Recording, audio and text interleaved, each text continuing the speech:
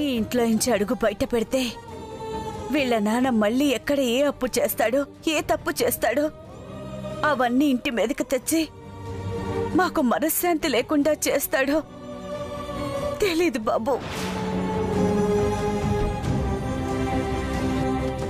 ఇక్కడికొచ్చాకే అందరం వేళకింత అన్నం తింటున్నాం, మనస్ఫూర్తిగా నవ్వగలుగుతున్నాం. మీతో ఎలాంటి సమస్య లేదు బాబు, మీరు అస్సలు ఆలోచించకండి. ఇప్పుడే వస్తాను. ఏంటమ్మా?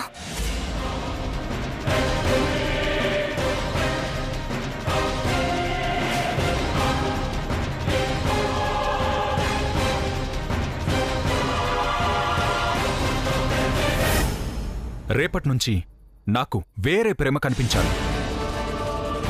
ఎప్పుడు నవ్వుతూ ఉత్సాహంగా ఉండాలి. పాటే ఊపిరిగా, కెరీరే లోకంగా బ్రతకాలి. సంవత్సరం పాటు నా దగ్గరే పాడతానని అగ్రిమెంట్ మీద సంతకం చేయి ప్రేమ.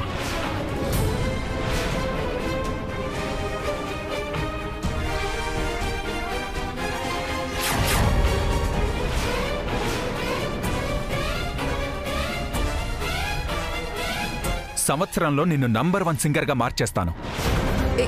ఏంటి మీరనేది? అవును, ఇది నీకోసం, నీ భవిష్యత్తు కోసమే. వద్దు సార్, వద్దు. నా మీద నమ్మకం లేదా? అయ్యో, ఎంత మాట బాబు, సంతకం చేయి ప్రేమా.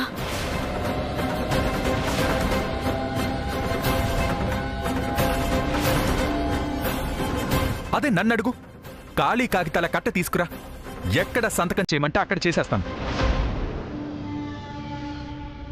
తీసుకో.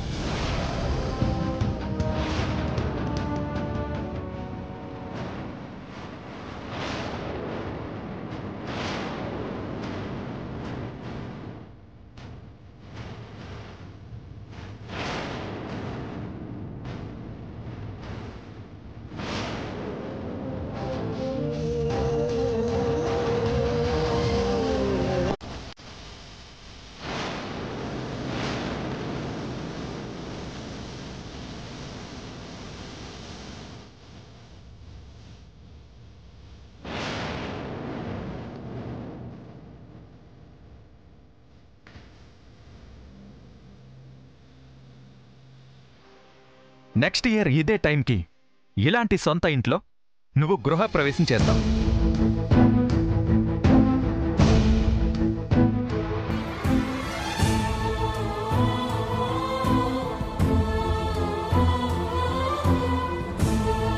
ఏంటమ్మా ఇదంతా? ఈత రాక తుఫాన్లో కొట్టుకుపోతూ ఎక్కడో చిక్కుకుపోయినట్టుగా అనిపిస్తోంది. అక్కడి నుండి ఎప్పుడు బయటపడతామో తెలీదు, ఒడ్డుకి ఎప్పుడు చేరుతామో తెలీదు. నీకెంతో భవిష్యత్తుంది ప్రేమ, దాన్ని నీ వ్యక్తిగత విషయాల మూలంగా బలి చేసుకోవద్దు. నీకు ప్రణయ్ కావాలంటే ఇతంతో చెప్పి లాభం లేదు. ప్రణయ్ దగ్గరే మాట్లాడాలి. నీకు టైం వస్తుంది, అంతదాకా ఓపిక పట్టు.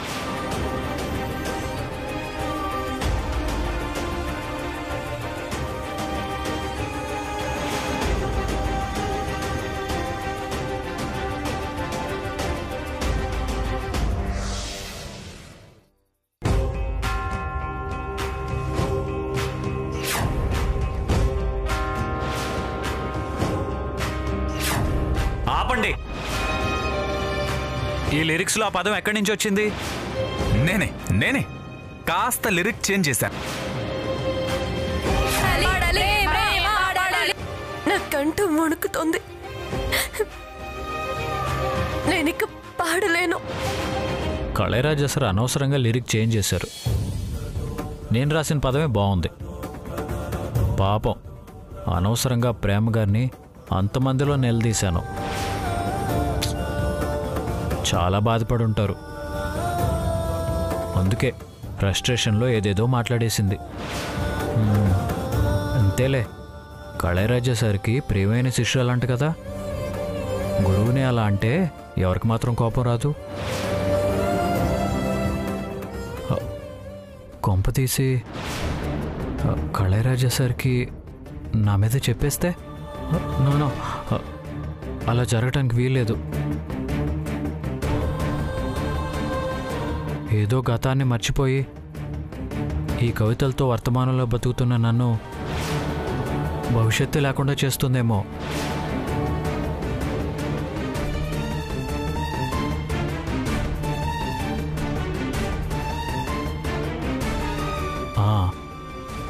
కవిత రూపంలోనే తిరిగి సారీ చెప్పేస్తాను.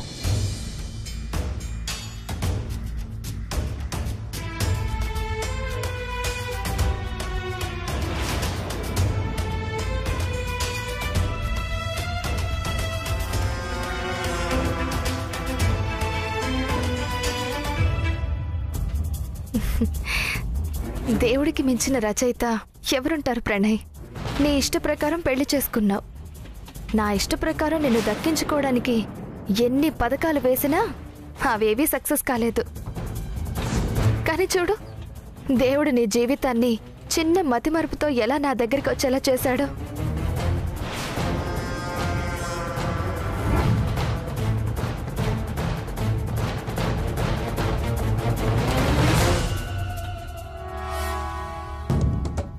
ప్రణయ్, ఏం రాస్తున్నారు కవి గారు?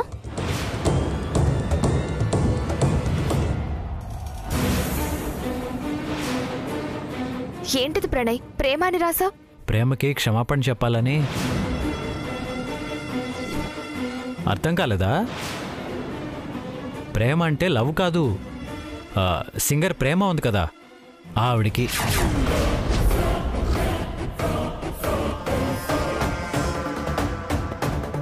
పాపం, ఆ రోజు అందరి ముందు అవమానించాను కదా. ఆ రోజు నుంచి సారీ చెప్దాం అనుకుంటే వాయిదా పడుతూ వస్తుంది. అందుకే కవిత రూపంలో.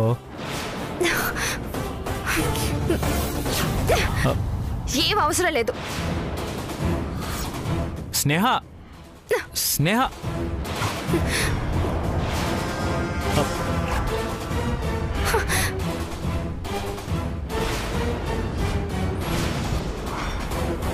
ఆవిడికి సారీలు థ్యాంక్యూలు చెప్పాల్సిన పనే లేదు.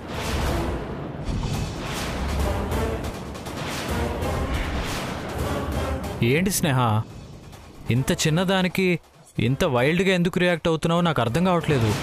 ఆలోచిస్తే అర్థమవుతుంది. ఆవిడ నాకంటే అందంగా ఉంటుంది. ఆవిడికి టాలెంట్ ఉంది, నాకు లేదు. ఆవిడలో ఆపుతావా? కొంచెం మెచ్యూర్డ్గా ఆలోచించు స్నేహ. మనం టీనేజర్స్ కావు. అవన్నీ నాకు తెలీదు ప్రణయ్. నువ్వంటే నాకు పిచ్చి, అంతే.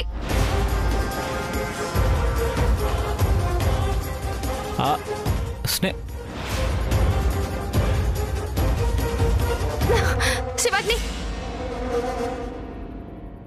ఏంటి? నీ బ్రదర్ని చూస్తుంటే నాకు భయం వేస్తోంది.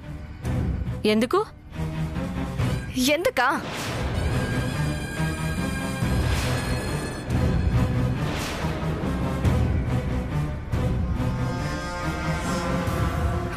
చూసావా, నువ్వు కూడా టెన్షన్ పడుతున్నావు. నేను టెన్షన్ పడట్లేదు స్నేహ. వాడిని గతంలోకి రాకుండా నువ్వే భవిష్యత్తు అనుకునేలా ఎలా ప్లాన్ చేయాలా అని ఆలోచిస్తున్నాను.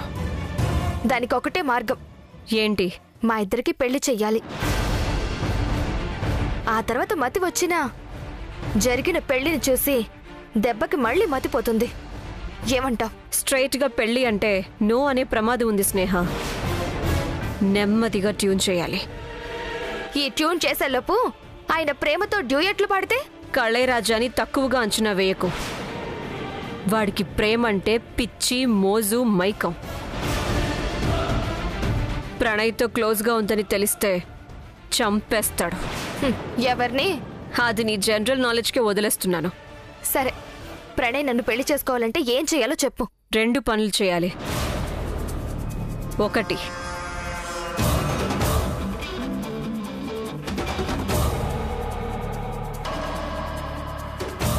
తప్పదా? తప్పదు. సరే, రెండోదేంటి?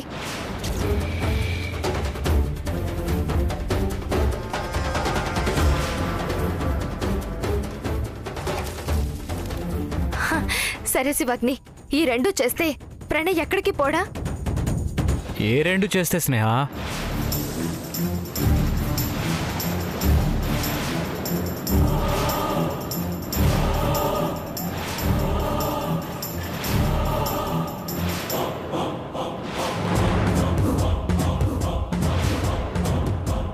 అదే ఏ రెండు చేస్తే ఎటు పోను?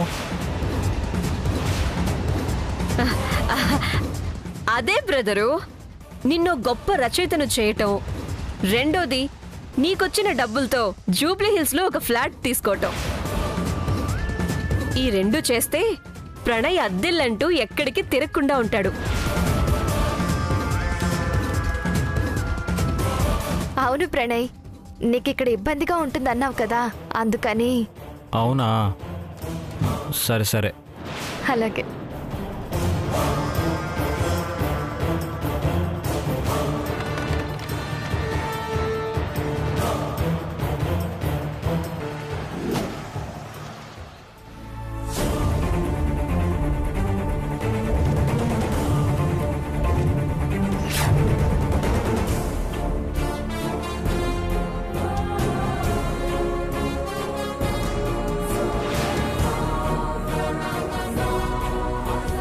ఈ అగ్రిమెంట్ అయ్యేలోపు ఆ సంతకం రిజిస్టార్ ఆఫీస్లో మ్యారేజ్ రిజిస్టర్లో పెట్టేలా చేస్తా.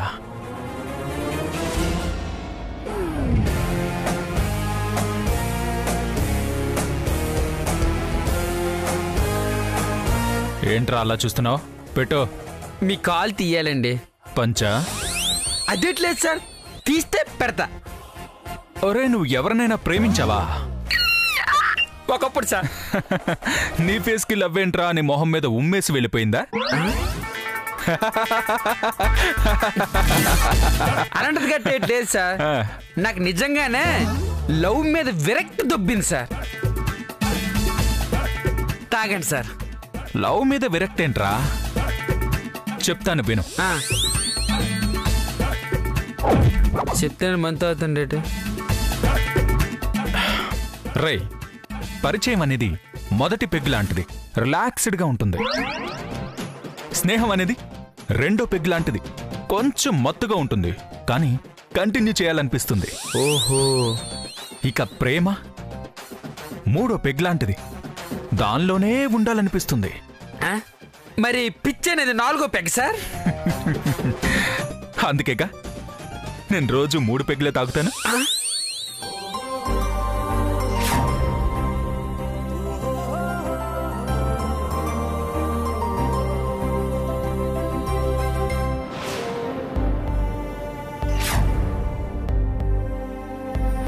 ప్రేమ ప్రేమ ప్రేమ. రే, ఇందాక ప్రేమని జస్ట్ సంతకం పెడతావా రిజిస్టర్ మీద అన్నాను. ఎక్కడ పెట్టాలి సార్? మీరు అడిగితే ఎన్ని సంతకాలైనా పెడతానని. ఎంత ఎగ్జైటింగ్ గా అందో తెలుసారా? ఒరే, నేను చూశానురా, నా ముందు ఎందుకురా ఎదో బిల్డప్లు. ప్రేమ అన్నది నువ్వు చూసావా? హలో, చెప్పు. అవునా? నేను చెప్తానులే. సార్, మన ఆర్కెస్ట్రా అప్పారావుకి డెంగ్యూ జ్వరం వచ్చిందా సార్? రికార్డింగ్కి రానంతాడు సార్. నాకు అస్సలు నచ్చదురా. పనులు ఎక్కొట్టడానికి ఇలాంటి హ్యాండిక్యాప్డ్ రీజన్స్ చెప్పడం నాకు అస్సలు ఇష్టం ఉండదు. హ్యాండిక్యాప్డ్ రీజన్స్ అంటే సార్? అదేరా, కుంటి సాకులు. అలగట్ కాదు సార్, ఈ రోజు రేపు చిట్టులో చాలా మందికి. ఆపరా. ఏ, నాకు రాలేదే, నీకు రాలేదే, ప్రేమ తమ్ముడికి రాలేదే, ప్రేమ తల్లికి రాలేదే, ప్రేమ చెల్లి టీనుకి రాలేదే, అంతెందుకు ప్రేమకే రాలేదే. ఈడు ఎటెల్లా తిరిగి తిరిగి ప్రేమ మేడం దగ్గరకు వస్తాడు. చిచి, పని పట్ల ప్రేమ ఉండాలి. ఆ ప్రేమ లేకపోతే మనకి జీవితమే లేదు. అసలు ప్రేమ లేకపోతే ఏమీ లేదు. హలో, ఓకే సార్, చెప్తాను సార్. సార్, రేపు అర్జున్ రావు గారు మూవీ ఓపెనింగ్ ఉందట సార్, రమ్మన్నారు సార్. వెళ్దాం రా. He's a nice producer. Title ఏం పెట్టారంట? తొక్కలో ప్రేమ అంట సార్. క్యాన్సిల్, రానని చెప్పు.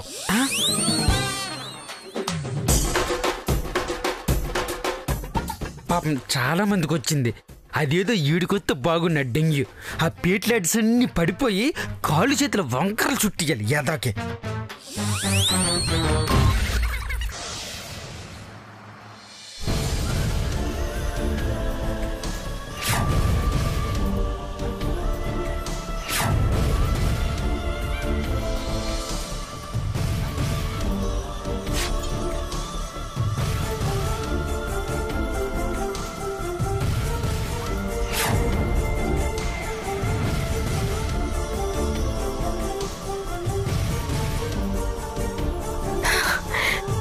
అసలు నీ ఉద్దేశం ఏంటి ప్రణయ్? అయ్యయ్యో, నాకు ఎలాంటి ఉద్దేశం లేదు కుమారి ప్రేమ మేడం.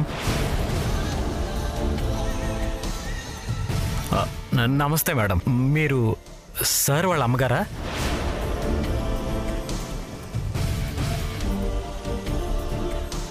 అవును. ఈ అమ్మాయి ఎవరు? నా ఫియాన్సీ సార్.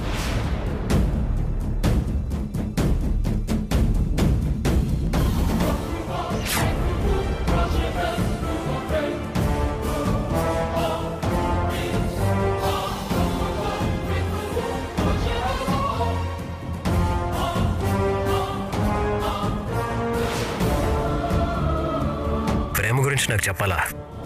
దాని గురించి మీరేమి దిగులు పడద్దు, నేనున్నాను.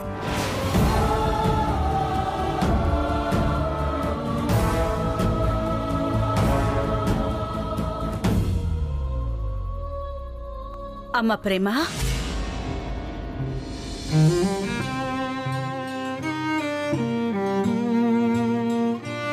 ఏంటమ్మా ఒంటరిగా చీకట్లో? అందరి జీవితాల్లో చీకటి కొద్ది రోజులు, వెలుగులు కొద్ది రోజులు అంటారు. అందరికీ కష్టాలు వస్తుంటాయి, పోతుంటాయి. కానీ నా జీవితంలో మాత్రం నిత్యం చీకటే ఉందమ్మా.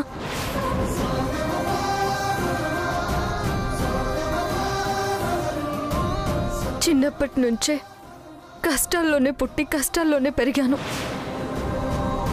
కానీ నా జీవితంలోకి ప్రణయ్ వచ్చాక నా చేయి పట్టుకున్నప్పుడు, నన్ను గుండెలకు హత్తుకున్నప్పుడు ఆ క్షణం ఫస్ట్ టైం ఆ క్షణం అనిపించింది నా జీవితంలో కూడా సంతోషాలు సంబరాలు అన్నీ ఉంటాయని. కానీ వాటిలోకి అడుగు పెట్టేలోపే ప్రణయ్ నా నుండి దూరమైపోయాడు.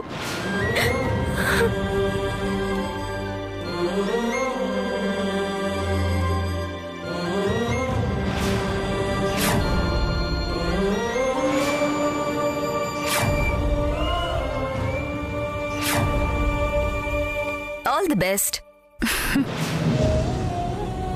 ప్రేమ, ఇది వరకు నిన్ను చూస్తే ధైర్యం వచ్చేది.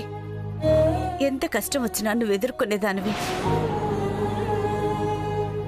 కానీ ఇప్పుడు నిన్ను చూస్తుంటే భయం వేస్తుందమ్మా. ప్రతి క్షణం నువ్వు ప్రణయ్ అని ఆలోచిస్తున్నావు. మనిషి కళ్ళ ముందే ఉన్నా కానీ మనసు మాత్రం ప్రశాంతంగా ఉంచుకోలేకపోతున్నావు. కానీ ప్రణయ్ మాత్రం మనమెవరో తెలియనట్టు, అసలు మనకి తనకి సంబంధం లేనట్టు ప్రవర్తిస్తున్నాడు. నాకేం అర్థం కావట్లేదే. రేపు ప్రణయ్ బర్త్డే మనమే సెలబ్రేట్ చేసి జరిగిందంతా చెప్పాలి. ఎందుకక్క మనల్ని అసలే పట్టించుకోవట్లేదు? ఆయన బర్త్డే మనం ఎందుకు సెలబ్రేట్ చేయాలి? వదిలే అక్క.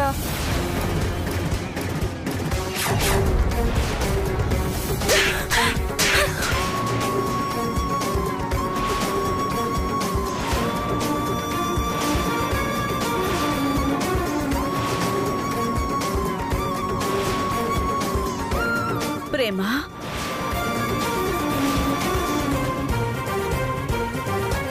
ఏంట్రా అంత పెద్దవాడు అయిపోయావా? పెద్ద పెద్ద విషయాల్లో జోక్యం చేసుకునేంత ఎదిగిపోయావా? ప్రణయ్ నా భర్త. ప్రణయ్ చనిపోయాడని నన్ను ఎవరు ఎన్ని విధాలుగా ఒప్పించాలనుకున్నా తను నా కోసం వస్తాడని ప్రతి క్షణం నా మనసు చెప్తూనే వచ్చింది. మన జీవితాల కోసం కుమారి ప్రేమగా నేను మారాల్సి వచ్చింది. అందుకని నాకు పెళ్ళైన విషయం, ప్రణయ్ నీకు బావ అన్న విషయం మర్చిపోయావా? ఏదో తెలియకలా అన్నాళ్లేమ్మా, వదిలేసే. కానీ రేపు ప్రణయ్ పుట్టినరోజు అంటున్నావు. స్నేహ శివాగ్ని ప్రణయ్ని ఇక్కడికి రానిస్తారంటావా? వాళ్లకు ప్రణయ్ బర్త్డే గురించి తెలీదమ్మా. ప్రణయ్ వస్తాడు, ఆ నమ్మకం నాకుంది. సరేరా, లోపలికి వెళ్దాం. లేదమ్మా, కొద్దిసేపు నన్ను ఒంటరిగా ఇక్కడే వదిలేయండి.